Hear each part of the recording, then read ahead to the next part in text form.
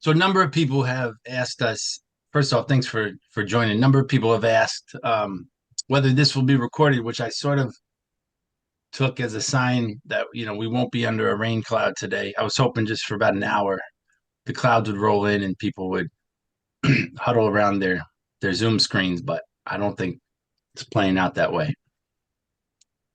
But we always trickle in right around start time, so hopefully we'll get some more of our members.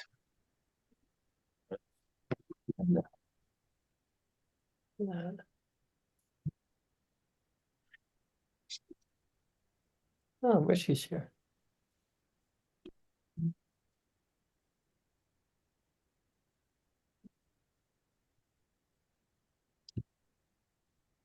Oh, Richie's here.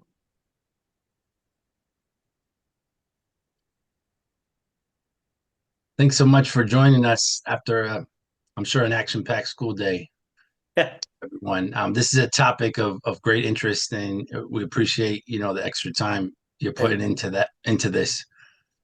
With that, I'll turn it over to Ben Robinson, the chair of our Climate Action Task Force. And as you can see, we have different members and MVC staff who are working on some of these issues. Liz Durkee, our climate change planner, Kate Warner, our energy planner, and myself joining, along the way. I think we'll continue to get some people as we get underway. But I know we have limited time. Some of you need to peel off.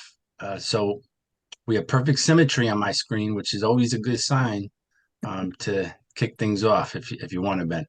Yeah, thanks, Dan. Thank you guys all for attending. I think these conversations are always the starting point for our understanding of where climate action heads on the island. Just for everybody to sort of understand, the Climate Action Task Force is sort of a ad hoc group that the MVC formed back in, I think, 2019. And it brings together both Martha's Vineyard commissioners, commission staff, and other experts and participants within the community, trying to, grab representation from, broadly from the 6 towns.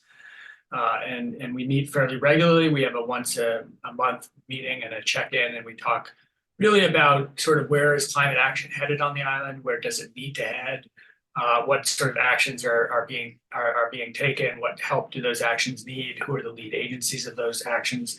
And a conversation that we've had over the years is, the importance of the school systems and the education system and the curriculum of the island in taking on the sort of challenge of preparing the next generation for what they're going to face or what we can imagine they're going to face going forward.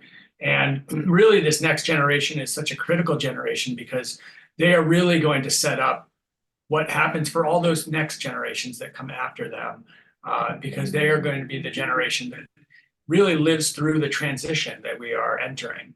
And it's not just a transition away from fossil fuels to an electrified energy system, but it's a transformation that hits on really all aspects of what we've grown to is the modern world that we live in. And so, we're really curious to hear from you educators that are in the field around how you're thinking about that transition, and what help can the island community that is focused on climate help sort of in that process. And I think there's already been some really fruitful work on climate amongst the schools.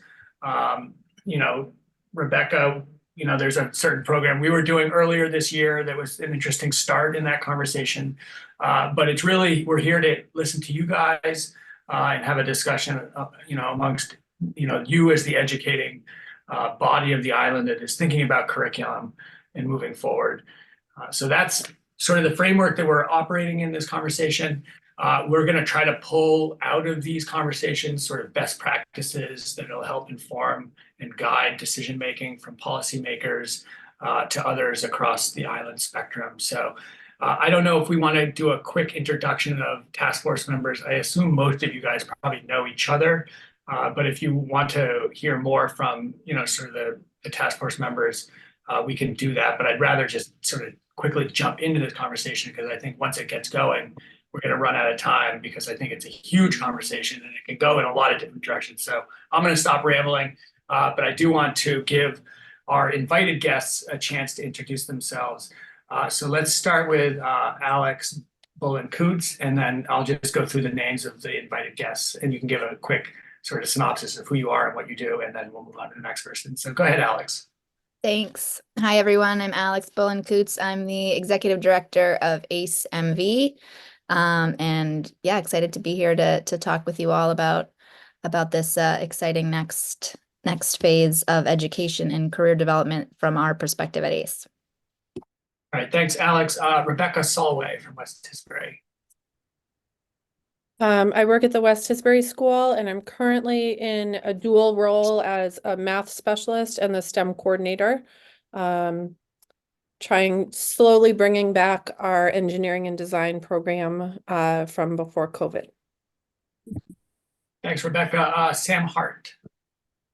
Thanks, Ben. Thank you, everyone. My name's Sam Hart. I work with Jack here at the high school, and I, with Jack, help oversee the work study program and then the CTE co-op program. We have about nearly 50 students out right now in the community working. As an administrator at the high school, I also am helping oversee the building project here at the high school for the district. And I imagine, you know, Ben, what you were speaking about in terms of switching to electrification, any renovation or new building here on this site would probably use those types of technologies. So I'm also thinking about how that works in terms of the building project. So nice to see you all. Thank you, Sam. Let's go to Jack since you guys are on the same screen. Hi, Jack O'Malley. I teach culinary arts at the high school, and I'm also the CT director. And I guess I'll mirror a lot of what Sam said. You know, we have a lot of kids out in co-op and work study right now. I look forward to hearing what you guys have to say. Great. Thank you, Jack. And Anna Cotton. Hi, I teach science at the high school. I teach 3 freshman earth science classes that are co-taught with a special education teacher.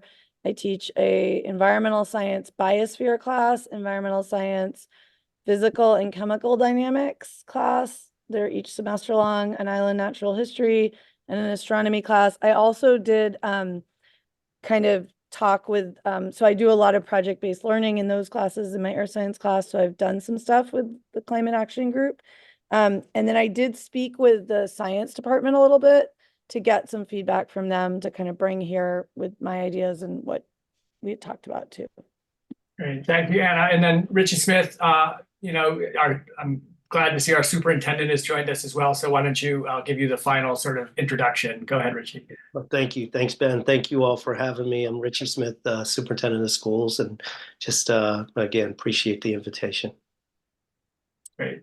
So I sort of framed the conversation earlier, you know, really it's this next generation is so critical for the island. They're both going to be the leaders. They're going to be the workers. They're going to be sort of the mantle holders that take forward this transition for all the subsequent generations that come after them. So, you know, it's not just education is important. It's critically important in climate for this next generation of kids that are growing up today on the island and are going to have to prepare themselves to make these changes and enact these changes for the betterment of everybody. And, you know, that puts an incredible amount of pressure on this next generation. I think we have to acknowledge that piece of it. You know, the past generations, what they could have done that they didn't do, well, that's all past now. And now we're looking at, okay, these kids that are growing up today, that are going to become adults in the next, you know, 10 or 20 years, are really the substance of humanity for the island.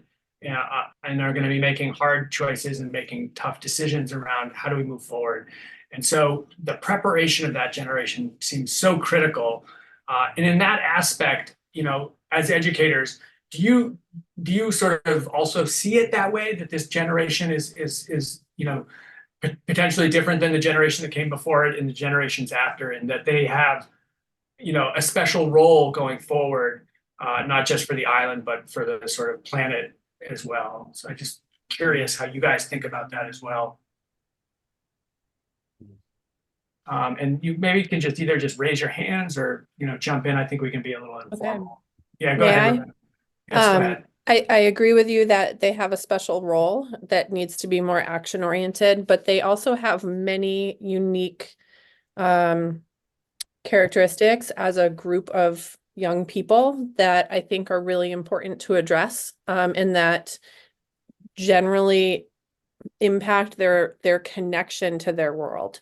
So that being the huge shift that we see from play to technology, and the use of technology in their lives. And I think that we have a new kind of population, or a sort our population on the island specifically is changing, and it may be less agrarian, it may be less there are probably, I'm guessing, fewer kids fishing, hunting, and finding that connection to the nature of Martha's Vineyard, and that connection to our place, our special place. So I think that there is a huge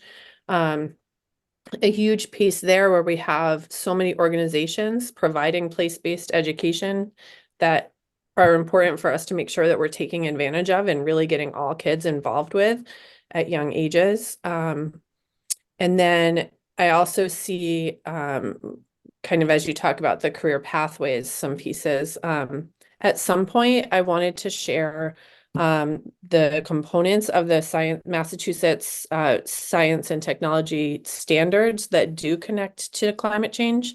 I put together something for us to look at. So that's whenever you think that's a good time so that you can get a picture of what type of environmental issues are being taught through science in the K-8 curriculum.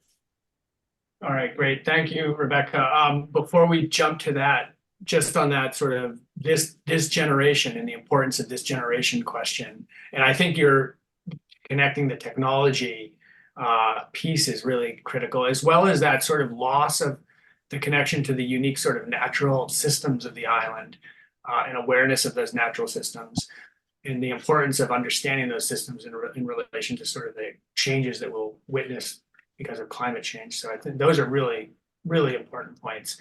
Anybody else that wants to jump in at this point? Well, I was just gonna say, I agree the connection to the natural world is important. I think it's, and I think it can be done. I sent a link in a reply to Dan's email from a curriculum from the Michigan State that I just happened to come across, and it was really interesting because it was all applied, and it was they had like a huge research study on this applied chemistry and physics curriculum that they've worked on, and how kind of integrating applied pieces to the kind of hard sciences is really helpful for engagement. And so I think that fits with a lot of what I do. I also think getting kids outside is always a good thing. And we do have places we do that. And I do think, obviously it's a different generation, they're growing up differently. There is a lot of focus for this group, especially at the high school. And I was talking to some parents, I have a 7-year-old and a 12-year-old about this, of like, that the automatic assumption that college is the best option is definitely changing. And it was fascinating to hear this. I mean, I think there is a massive shift in parents looking at what career options are for kids. And our CTE program is certainly like expanded hugely. And I think fits a little bit more what was happening with CTE programs off island. But I think that's a big shift on the island, which may have to do somewhat with demographics, but also just the reality of college. So as we think about some of the integrations in ways that could also bring kids outside, teach the content. I will just bring up with what you said, Rebecca, about the content. What I think science teachers, especially at the high school, would love, especially the biology teachers, is if, like, for example, so having kind of a guest speaker or a curriculum that's something the Climate Action Committee wants to put together that could go into classes that emphasizes the carbon cycle would be an example of how you, that's something we do in earth science as well as in biology. It fits with the content. Biology is an MCAS class, so the kids have to pass the MCAS to graduate from high school. So it's a heavy, kind of content focused class. But that's an area that's really relevant to climate change. And then thinking about, like, for my classes are kind of like applied physics, applied chemistry. So like we're looking at materials, hydrocarbons and plastics right now, and recycling plastics. So, I think any of those that integrate, like Rebecca said, looking at the standards, but then also thinking of jobs related to that. That was like in my head with the carbon cycle. So if there's people that have ideas of how to link that, I think teachers would appreciate having those opportunities. If I could just jump in on the jobs note, I think that's something that's of particular interest to us at ACE. And this is really exciting to hear from so many educators and from all of you. I just want to point out, it's a little embarrassing, but we're talking about climate, and then to listen to Rebecca talking about sort of the generational shifts. And I have to say that from my perspective, when I'm thinking about climate and energy transition and career pathways linked with energy transition, I almost never consider, whether or not kids want to be outdoors or if they're enjoying nature, or which is, truly the point of all of this, of course. But it's just such a funny sort of separate track that I feel like I'm on, which is constantly trying to think about, okay, what are the career pathways that are existing in this new realm of the energy transition that we're all here on the island sort of thinking about, trying to figure out how to keep a pace with, all of these sort of new regulations that are coming down saying that homes have to be built a certain way. Okay, but what does that mean for our trades? How do we best prepare students to fill those jobs here on the island that are so desperately needed? And of course, the answer often there is technology, right? It's, okay, well, this is all moving towards electrification, or we need people who understand HVAC systems much better, or solar technology. So, I mean, I don't think that answers any questions, especially not yours, Anna, but I feel like just to let you know, that's sort of like where we're entering the conversation. And it would be really valuable, I think, for ACE and for those of us thinking about sort of next steps for students after high school to have a better context of sort of like, what is the discussion that kids are engaging in all the way through school? Like, do they think climate matters from this perspective of, I want to be able to fish and I want to hunt and I want to enjoy this island the way it's always been. And therefore, maybe these are some career pathways. You know what I mean? Just that sort of like connection between the why and the how and the what. And yeah, I mean, I think that's really the crux of it. I think it's easy to sort of imagine, well, we need to train more electricians and more EV techs, and the garages of the island are going to be, fixing electric cars and not gas cars at some point. And all of those sorts of things feel somewhat understandable. I guess, where I struggle to think about is, at what point, do you have to instill a certain understanding of the situation that we're in? At what age group does that become part of, like, look, your life is going to look different than your parents' lives, even maybe your older siblings' lives. You're going to have to approach the world in a much different way and have a much different understanding of what adaptation really means, what the transition really means. At what age group does that sort of thinking start to get built into a curriculum, so that you're not really teaching a specific thing, but teaching how you understand the world and how you're going to interact with the world in a much different way than we're interacting with today? Is that something that starts at an earlier age, so that by the time you're in high school, you already have a general awareness that the world's going to change, and here are the new jobs that you might be able to get into? Is that elementary school? And what, sort of, how do you guys think about curriculum, starting all the way into preschool in some ways? Well, Ben, Is there I'll awareness? Yeah. I just want to jump in with a curriculum piece. I do think it starts really early. Like I can tell you, like my 7-year-old who's in first grade, is learning about that stuff. And Rebecca, if you have the standards, we can look through the vertical alignment of the standards if you want. Like the mass frameworks kind of has the specific content, but I do think people are doing it.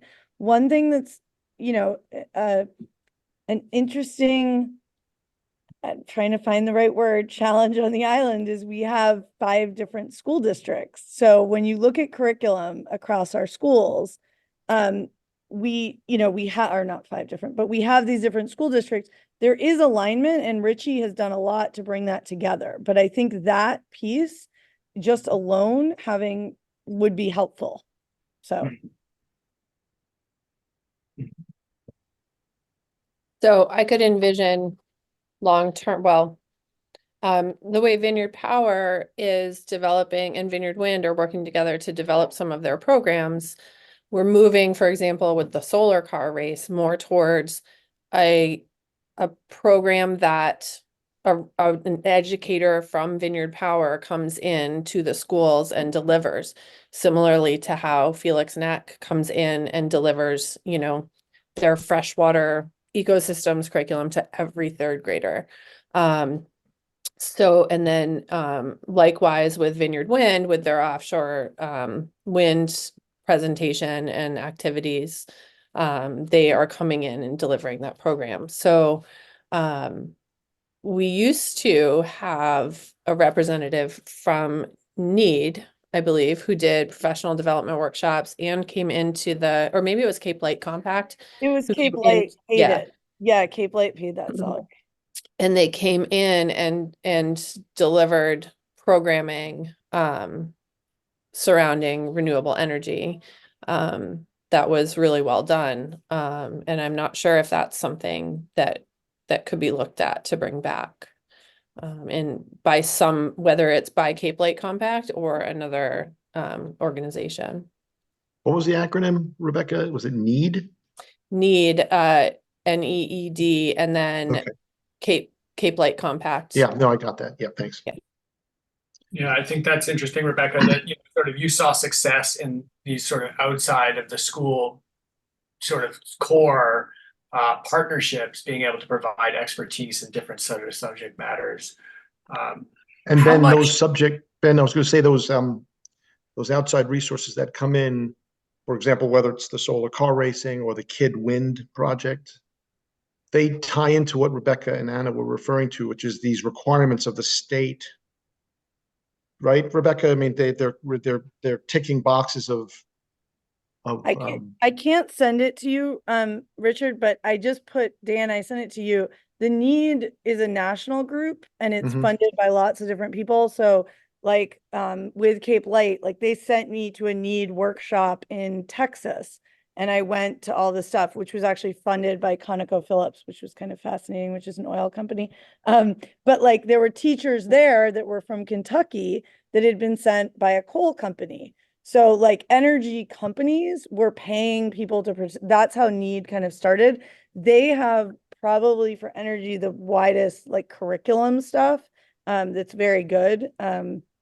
So it's, like Rebecca said, I think it was, what was her name? I'm forgetting her name. I think it was Kara Galinas. Well, Kara was the solar person, but there was a woman who was hired by Cape Light that was and they funded her position that coordinated like all these people. Yeah. And just to tie the loop there, Rebecca, Kara Galinas was with Vineyard Power effectively. It was Vineyard Energy Project at the time doing the solar car racing. And you're right, it was connected through the Cape Light Compact, Anna. So yeah, but thanks for sending that link. That's great.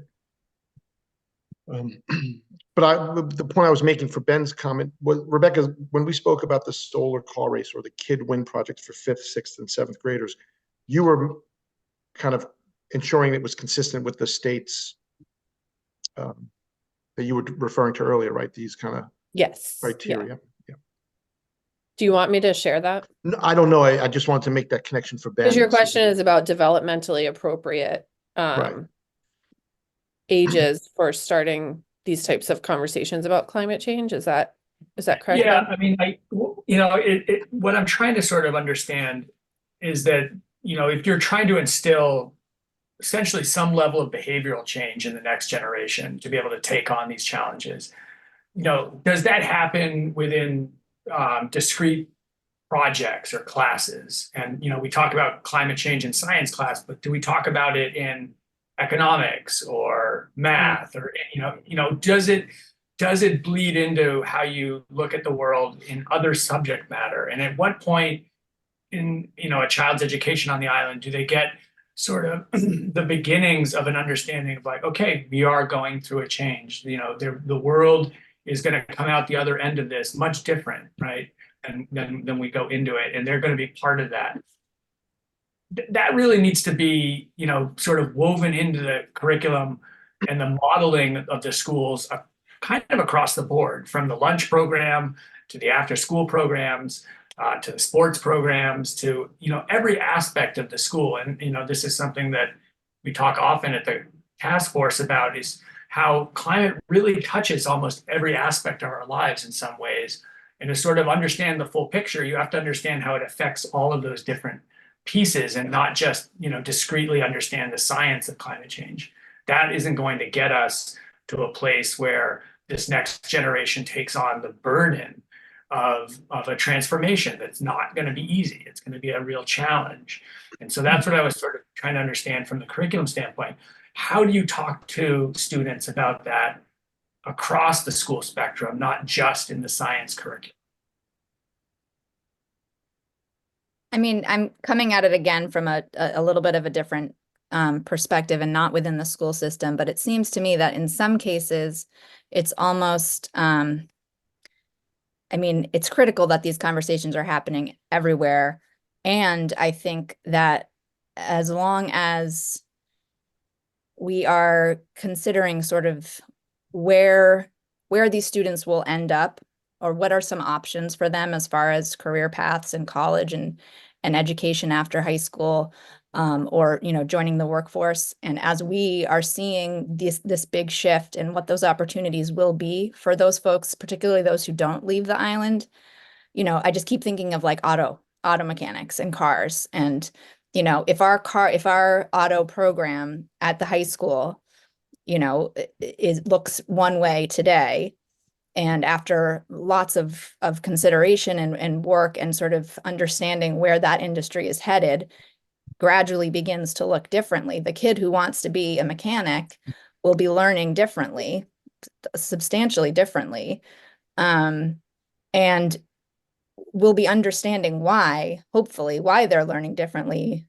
as they're applying that knowledge, but also because they've been hearing for years and years why it's necessary for cars now to run electrically as opposed to the way they did in the past. I don't know if that makes sense, but it feels like,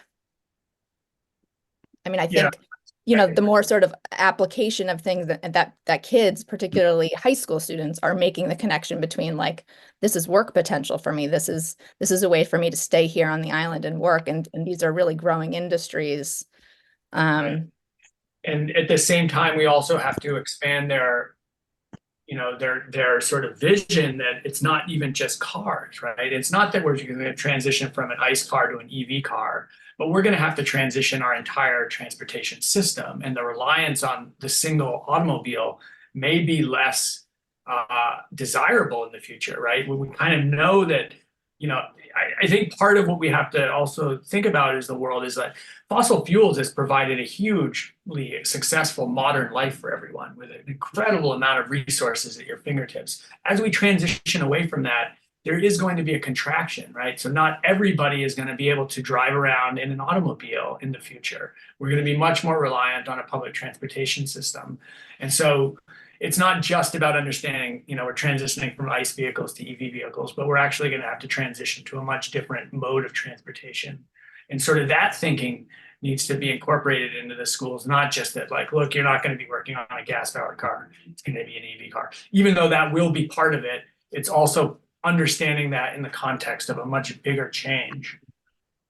In the environmental science classes, we use the framework of, like, like, what is the science, and then what is the economics, what is the policy, what is the regulation? So like everything we look at kind of has those. I just put the civics frameworks in the chat. And then there's also the history and social science framework. So within that, which I'm putting in now, so within that, it gives a little bit more of a framework for when the economic, like economics starts young, it looks different, but like tragedy of the commons, sharing resources is a pretty, early concept for kids to use. So, however, I think how teachers implement it probably looks a little different across all the schools, but that's probably the best developmental way if you want to look at like where it's coming up.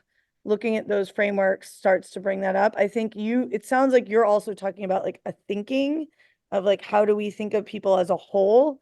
And that I think is more of like the experiences kids get, which that study I sent was like, teaching chemistry and physics is more valuable if it's applied. I think if you're learning civics and it's applied, kids tend to be more engaged. There's more engagement in that. So I think the more opportunities kids have, like the solar car race or the wind, if it transitions to that, kids get engaged in those things, and that helps. I think having challenges like that or kind of tends to help bring that up at earlier ages. And there's lots of room for that. I know I just know my kids go to Tisbury, but like I think at all the schools, they do small STEM challenges kind of starting really early. So there's lots of opportunities like why that is. Why are we doing this? Probably pretty. Yeah, and Ben, you're aware of this kind of pilot that we're working on with Rebecca and Bob and yourself and Liz, which is, there's the kind of science bit of it, right? The solar car racing, it's in the science curriculum, all the kid win, but a pilot about creative thinking or critical thinking, right, Ben, like you just described, which is what does a transportation system might look like in the future? Obviously different from what it is today. And just getting the young minds to start thinking unhindered, right, without any boundaries of what that might be, to kind of unlock innovation, and starting at a young age. And as I say, it's a pilot right now. We're trying to figure it out ourselves, but I think there's something in that, right, Ben, just to get them to start to think, not just internal combustion engines to EVs, but maybe the whole system changing. I'm sorry, Rebecca, you were going to say something. No, that's okay. I just wanted to address the age question. Yeah. The vocabulary of natural resources first comes up in kindergarten. And then starting in 3rd grade, we start to see a focus on human interactions with the environment and the idea of human impact. And then in, hold on one second.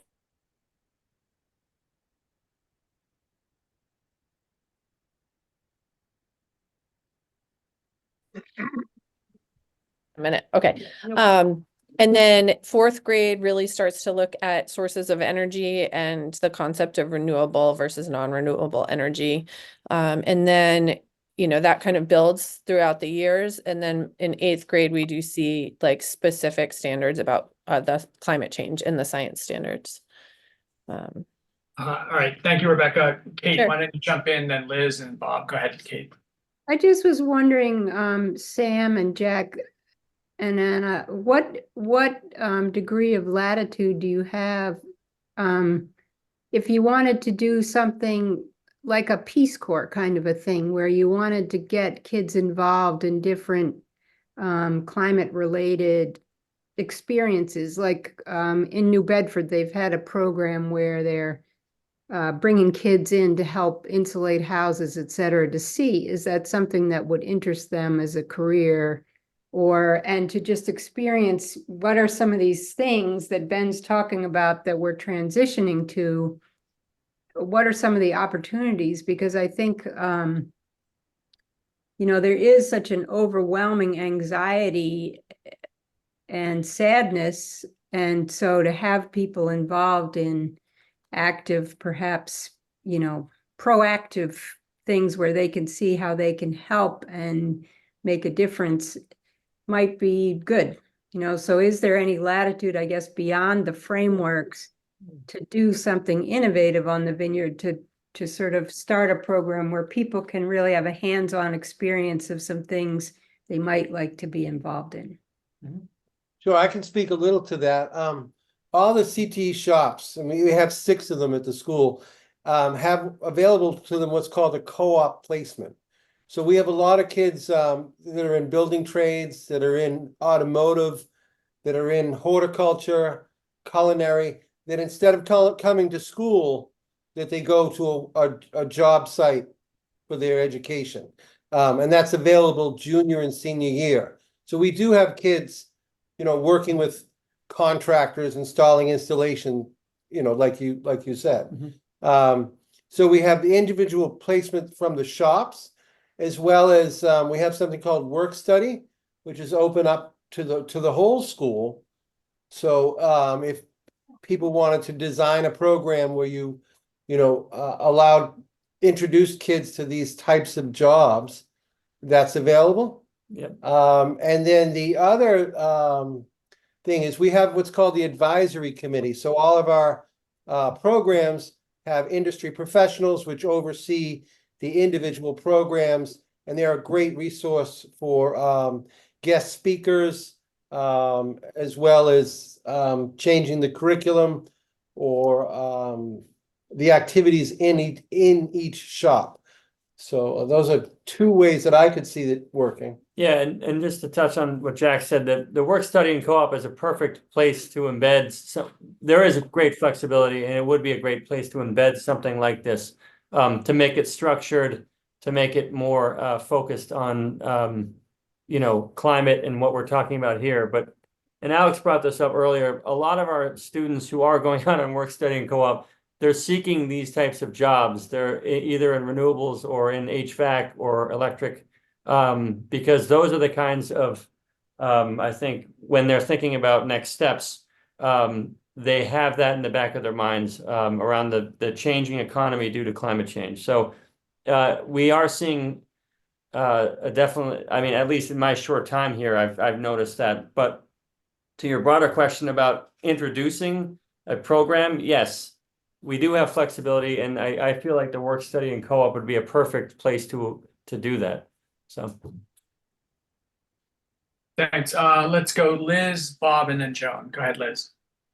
Yeah, I just wanted to say, just looking at it from a little different perspective, you can pick almost any job or career, and there's a way to apply it to a job that's going to impact climate resilience. You know, it's going to affect our human health. So any job within the medical profession can focus on climate issues. It's the same with the legal world, you know, social services, the trades, everything. So it's just kind of, you know, looking at careers and jobs overall through a climate lens. Yeah, thanks, Liz. Let's go Bob, and then Joan, and then I see Ellen. Thanks, Ben. Yeah, just to underscore the program that Richard mentioned, and that is being sponsored by Vineyard Power and Vineyard Wind at Rebecca School and soon at the charter school. Bottom line, it's teaching problem solving to these students, and then at a higher level, creative problem solving, which moves them beyond the linear to actually being able to tackle concerns that will be emerging throughout their lives. So I'm excited about these 2 pilots, and to the extent that climate action equals innovation, I'm hoping that over time this becomes simply a foundation as important as math or English or any of the other core subjects. Also, lastly, just want to quickly mention that earlier today I was on a Zoom with the author of a new book. He's a neuroscientist, and the new book just out called The Weight of Nature. And aside from neuroscience, he's become an environmental journalist.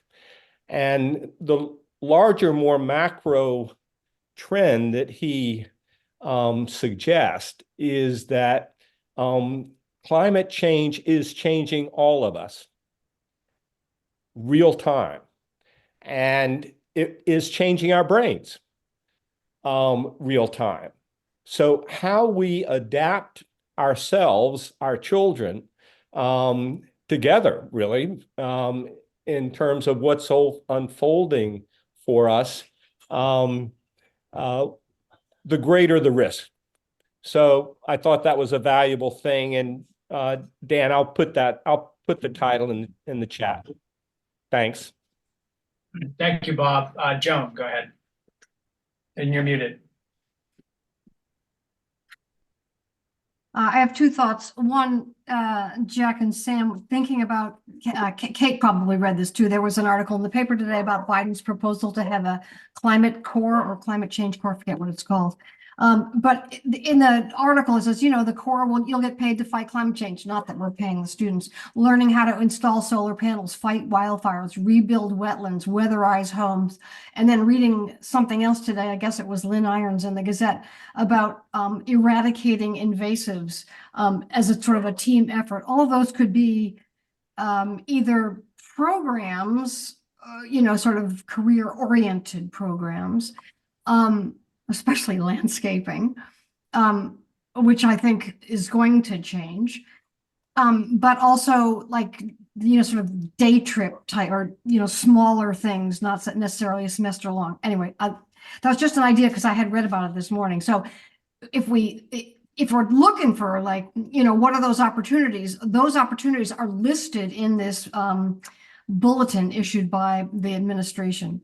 And the second thing I wanted to say was I was inspired by your comments earlier about making sure that people appreciate the natural systems on the island because they will then care about them and then they will seek to protect them. And what I thought is we have a lot, but we have the state forest, which seems to me to offer all sorts of field trip opportunities, even like a whole semester where there's a, you know, periodic field trip to examine things like carbon capture, sort of the significance of having an ancient forest, frost bottom, microclimates. When's that going to change? How will that impact us? That'll be a good you know, harbinger of what's happening, about the sort of composting and the you know, humus in the soil, about the microlife, which might involve sort of microscopes and examining what is living there, and, you know, canopies, the use of canopies and fire risks and fire management. I mean, with our own little huge forest, it seems to me you can build in a number of field trips that tie into any one of a number of scientific curricula. Anyway, that was it. Thanks. Yeah, I think, Joan, that's some really great points about how do you integrate sort of applied science, applied learning, and our natural systems around the island that we rely on, that we need to appreciate more, we need to protect. So I think there's a lot of great ideas. And getting outside. Science, yeah. Ellen and then Anna. Go ahead, Ellen. Well, just real quick, Joan, thanks a lot for stating what I was thinking of sharing. As an educator myself, retired, I really think there's also the fun aspect of being outside, and it leads to so much appreciation, which I think is a critical point that was raised by several people already. Anna, Alex, Ben. We need to have people like and appreciate the environment. And yes, all these programs seem absolutely fantastic, every one of them. But I think there's another little piece of just the pleasure of our world and wanting to respect and save it. So thank you. Thank you, Joan. Always a good point. We need to be having fun in this as much as it seems hard. That's a great point. Let's go back to Anna. Go ahead. I was just going to say, from Matt Pelican has been great from biodiversity work. So we have a field site, the first field right after you go from the high school into the state forest. We've been using as kind of our field site. So we use it in the environmental science biosphere class, and we do a lot of native plant ID. And actually, and he's great, and Luann's been great. So that class, the environmental science biosphere class and the island natural history class, do a lot with the state forest. Connor has also been helpful, who's the previous supervisor. And we do the frost bottoms by the Heath End statue, and there's some soil testing there that we've looked at for kind of ancient stream beds. Bob, and I always say his name, Woodward, is who's the head of, so he led kind of the forest appreciation group, which I love, and I can never make their meetings, but they're amazing. And so he's great. And he kind of introduced me and took me out with and I forget his first name. He's Wilcox. He does the hydrology. So we went out and we looked at a lot of the frost bottoms, which is a great project to think of, like I was a geology major, so, and looked at glaciers, but looking at like where the ancient stream beds are and the soil patterns for that. And so kids have kind of analyzed soil from there. And I personally, I think the state forest is so underappreciated. So it's a great piece. The forest fire piece is huge. The native plants are huge. And Polly Hill has a native plant trail now, which is lovely. So the native plant trail is a great place to kind of learn ID. So that's Polly Hill does a lot with a lot of the schools, but that's a really good native group. And then Zoe Turcott at West Tisbury and myself both have a project called the Symbiotic Schoolyard, which is from Doug Tallamy, who's written a lot of books about like nature's best hope. They've made a curriculum on native plants, and Zoe is doing it with the IGI, kind of Island Grown Schools person at West Tisbury, and I'm doing it with the Island Grown Schools person here at the high school. And so Emily right now, Armstrong, is kind of helping us with that. So we do that in earth science, and then we do a lot in the fall. We've also, I'd love to do more of this, but done seed collection and then trying to grow out seeds to sell at the plant sale through horticulture. Ian at Polly Hill is unbelievably helpful to guide that work because it's pretty complicated work. So just on the native plant thing, it's kind of I take a lot of pride in my native yard, and I've used it to justify my landscaping choices for a long time. So I am deeply committed to native plants, but it's great for the kids to see. I always joke that I'm indoctrinating them against hydrangeas and lawns, which Luann Johnson and I had joked about. So but the state forest is great. And that state forest group, I think they haven't been as active lately, but that's a great group. The guy who does the moths in the summer, he only is here in the summer, but he does those moth nights. There's a lot of interesting, there's like more rare and endangered habitat in our state forest than any DCR property in the state. So, I think those are great, tie-ins, especially with the carbon cycle. So, but that one, the nice thing about that site too, is it's walkable from the high school within a period. So anything that anyone wants to kind of jump in with, that's a really accessible field trip for the high school. Thanks, Anna. It sounds like the high school, the science programs, in not just the high school, but across the island, have really sort of built in a lot of what we've just been talking about.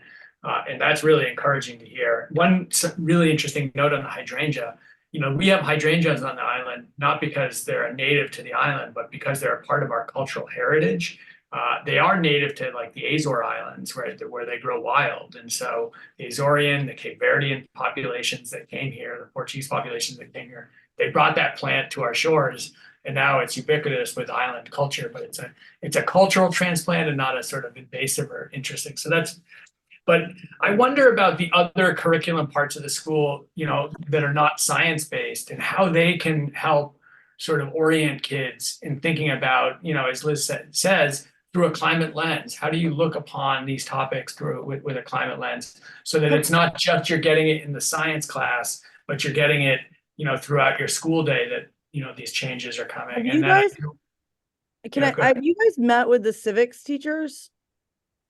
Not yet, no. Okay, so that to me, like that would be the next best step is from the high school is there all the seniors take civics, and I would think they will certainly have a better idea, and Richie may have ideas of who could be a good leader for the social studies because there's a new civics 8th grade MCAS, right? I think coming out. So history and civics kind of got ignored in the elementary schools because there wasn't an MCAS about it, but maybe that's how we've ended up here. But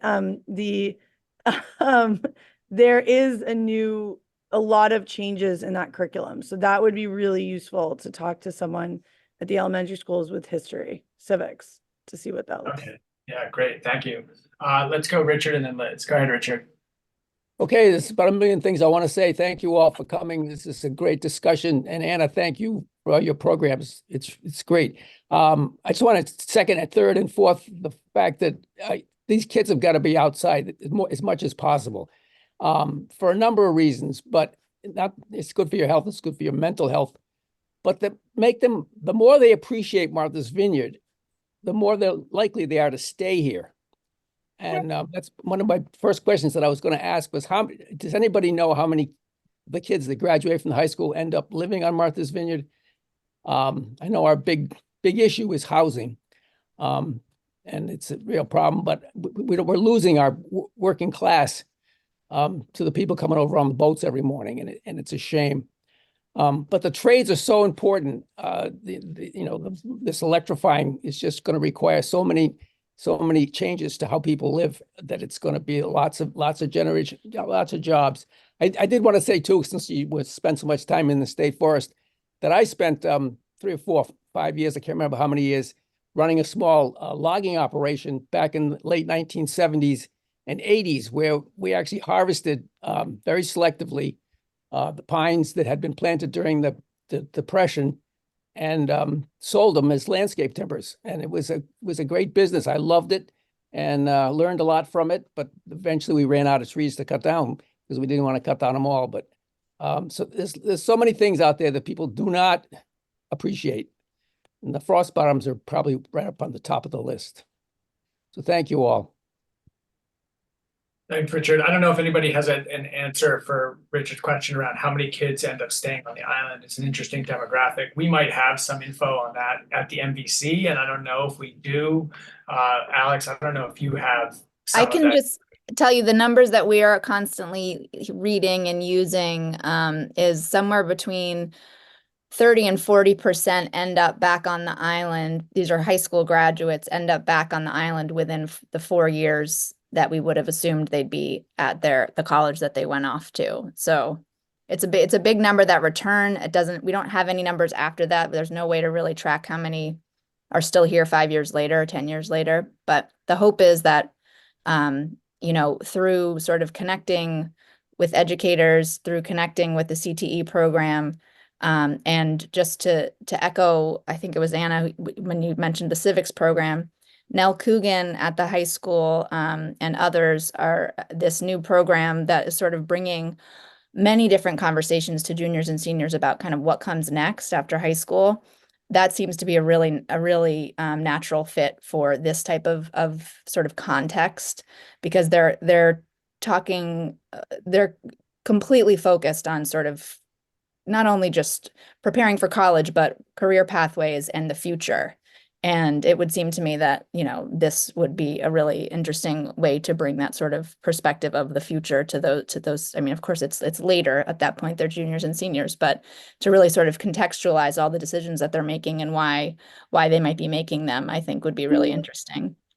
And I also just wanted to quickly say that at ACE, we have a long partnership with the Mass Clean Energy Center, and we're just about ready to apply for a new program with them that would allow us to spend some real time working with the high school and employers on how to sort of define some of these pathways that are currently really sort of in high demand for employees. And the next year will really be focused on a lot of this kind of work, just sort of hearing from lots of folks. So I really am eager to continue this conversation and to continue learning about sort of ways that we can be doing the outreach and the education that we need to be doing in order to get to the place that we all see that we want to be. But sort of what are all these steps in between that we can be taking, I think will be exciting. Thanks, Alex. Just to be Another clear on the quick numbers question. you said 30 to 40% of the kids, those would be kids that went to college but then didn't finish college and came back. Yes. Yeah. I think that number is based on students that it left the island after high school. I'm not sure if it includes people who left the island to not go to college. I think it pretty much is exclusive to students who left to try a 2 or 4 year college and returned within 2 to 4 years. The other number that we often use is that there's around approximately 750 underserved 18 to 25-year-olds on the island in any year. And Underserved in the sense that they just don't have, all of the access that a high school student, for example, might have to guidance and career counseling and all of that. Yeah, and you're right. We're just scratching the surface of this conversation. Liz, go ahead. Yeah, just 2 quick things. One, something that I always say when this conversation comes up, and that is that there are other jobs that we ought to be training local people for to keep them on the island and keep the jobs on the island. And that's the nature-based jobs like green infrastructure, like using bioswales and natural systems to address the flooding that we're going to be seeing more and more of, and restoring our salt marshes and regenerative landscaping and jobs of that nature. And just wanted to say too, I'm in a science-based field, but my background is American history, and I want to give a little plug for history because, I'm not science-based, but I learned a lot in history that helps me do the job I do. For example, I can look to the traditions and cultures of the indigenous people and look forward to how that will help us in terms of climate change issues. So, learning. It's good. Yeah. Thanks, Liz. Richard, go ahead. Another quick question. There is no requirement, at least this is what I think, that students at the high school attend 1 or 2 vocational courses. Is that a requirement to be exposed to the trades? They do have an exploratory. Freshman year, we do offer an exploratory, which rotates through each shop, and that's attended by probably 90% of the freshmen, but it's not mandatory. It's not mandatory. Okay, I just think people need a chance to try these things out. I've always felt that the only reason I went off to college was because I didn't want to go to Vietnam. But if I hadn't had to do that, I probably wouldn't have gone to college. But I think to take a couple of years off and try different things, that you might like, and then maybe you'll hit it and you want to go back and get a degree in that. But it'd be nice. It's nice to figure out first before you leave, before you lock in a $300,000, $400,000 college education. Right. Yep. Richard, something that Alex mentioned, in addition to kind of going to Anna's class and teaching and talking about renewables when Anna asks us to come in, we're participating in that Nell Coogan program. And it's just about exposing the broad swath of opportunities. And a lot of it is focusing on non-college educated trades.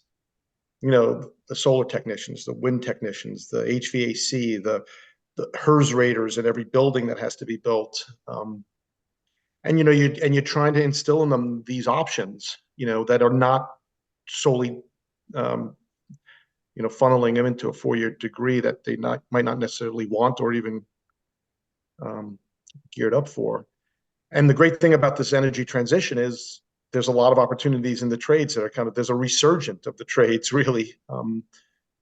As we kind of transition our economy, we need not only engineers, but we need linemen and people that help do the whole electric grid. So Richard, it's that's where I think, it's like this stackable program that starts in, well, as Rebecca said, it's starting in kindergarten and 1st and 2nd grade, but this science-based impact of humans on the climate, starting in 5th, 6th grade and going all the way up.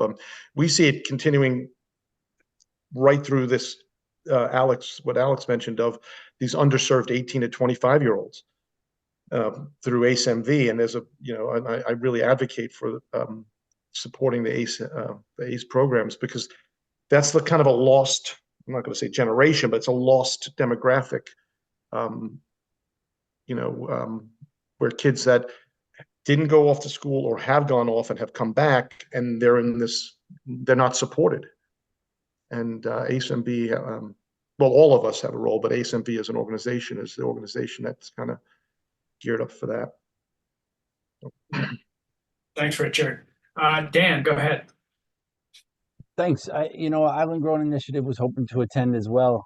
And they like to round out, somebody's universe of career pathways with, of course, those that are focused on agriculture and aquaculture as sustainable jobs. Of course, and I see, Jack in his superhero cape, the culinary department, and also how IGI welcomes some work study students, and it makes me, it helps to stitch together some of what I think we're talking about in crossover and this interdisciplinary prism through which we look at, climate change and these different services.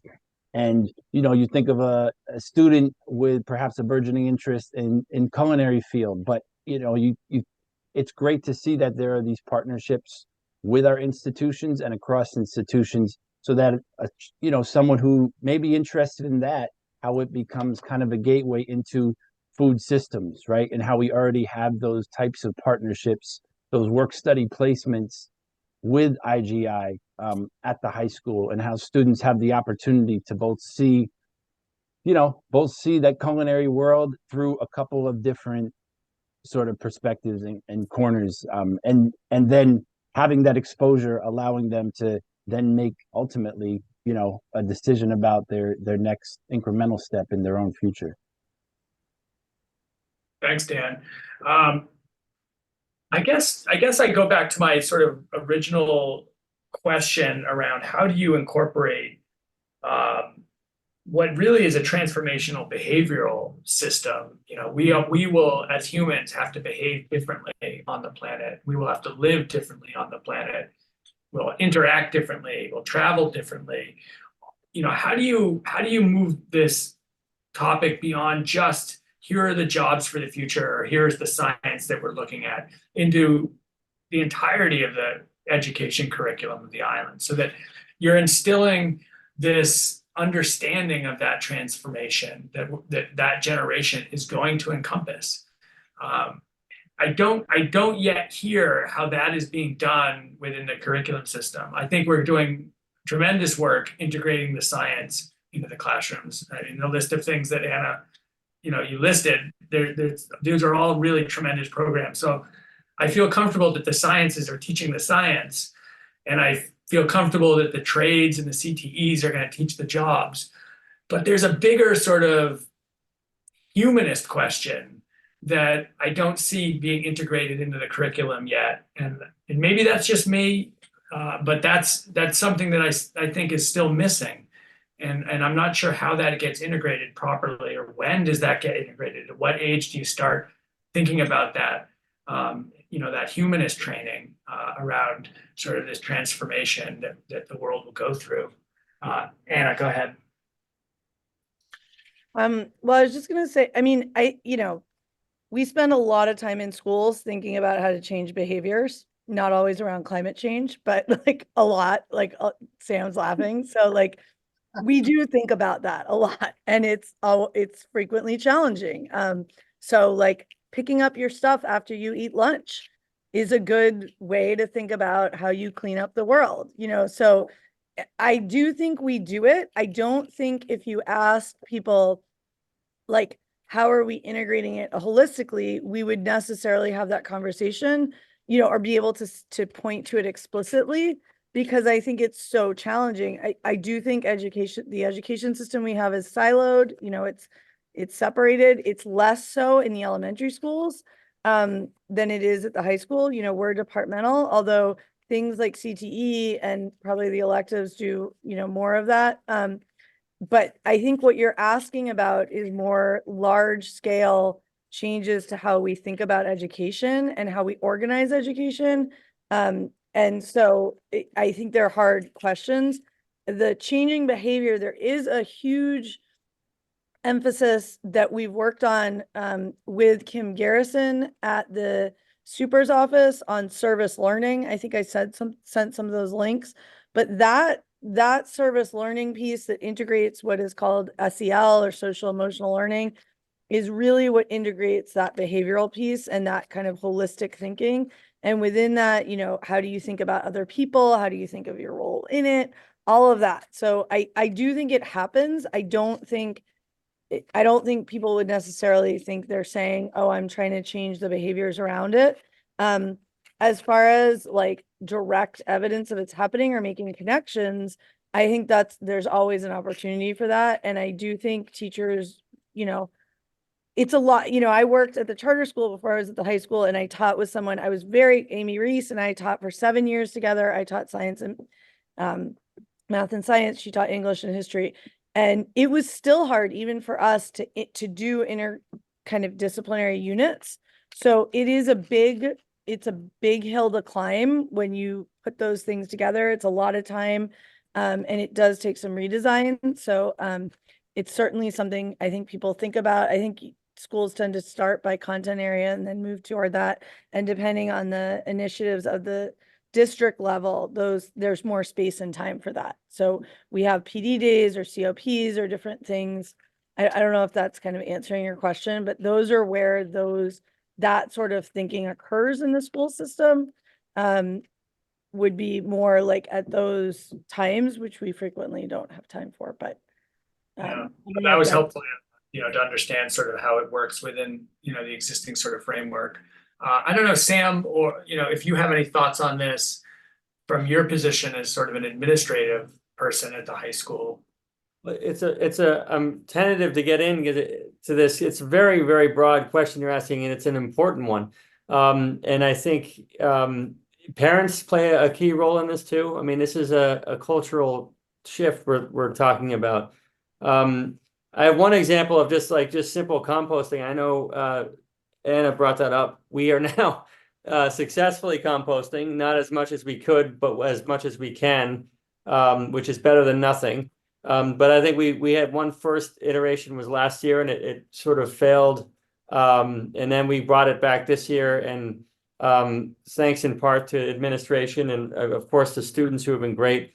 I have seen a behavior shift. Like students will come, they'll compost appropriately, and then they'll put away, the garbage and return their silverware. So we are seeing, even just in like little bits and pieces, behavior change. How they connect that to what you're talking about, which is the broader, the reasons why, I don't know. But I think that, day in and day out, if we can, help, improve the behavior, maybe improve is the wrong word, but change the behavior, to at least build that awareness. I think that's going to be, I've seen success, but I do think parents play a big role in this. Most teachers have mentor groups, which is kind of like a homeroom. And I know when we've talked about climate change, we've talked about, social justice, there are students who are just really hesitant to even get into the conversation. And I'm not pushing, I'm just trying to be neutral and objective. But it's interesting to see the different perspectives among the student body when we do start to talk about climate and the impacts that we're going to see and that their generation is going to live through, and just the diversity of their perspectives on this. And I'm sure it comes from their parents, it comes from their families. But I think we just make those little tweaks every day and try and improve our operations, and try to build awareness. And I do think the screens hurt. I know that they spend 5 hours a day on social media and another 5 on just screen time, and that's 10 solid hours. And you talk about people not being connected to the natural world. That's a huge loss to anyone's childhood, and that's another thing we're battling. I mean, we're not just behavior change, but trying to keep kids away or using technology appropriately.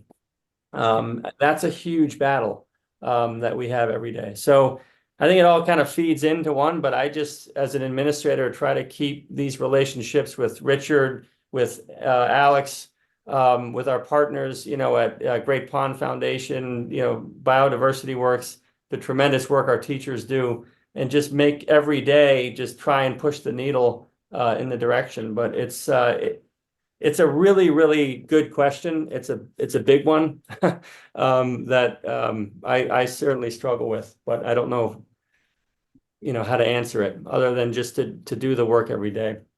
I think that's actually a really great answer. I think those habitual things that we do every day are really the stepping stones that you have to take towards change.